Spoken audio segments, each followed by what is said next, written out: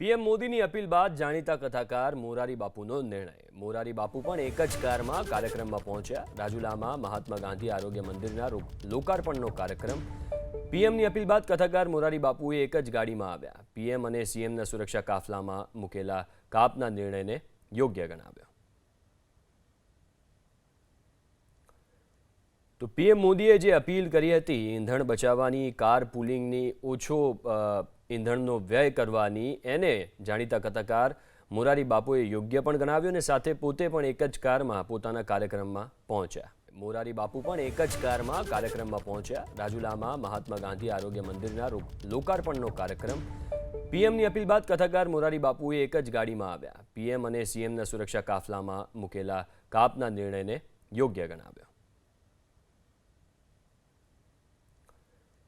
તો પીએમ મોદીએ જે અપીલ કરી હતી ઈંધણ બચાવવાની, કાર પુલિંગની, ઓછો ઈંધણનો વ્યય કરવાની, એને જાણીતા કથાકાર મોરારી બાપુએ યોગ્ય પણ ગણાવ્યું અને સાથે પોતે પણ એક જ કારમાં પોતાના કાર્યક્રમમાં પહોંચ્યા।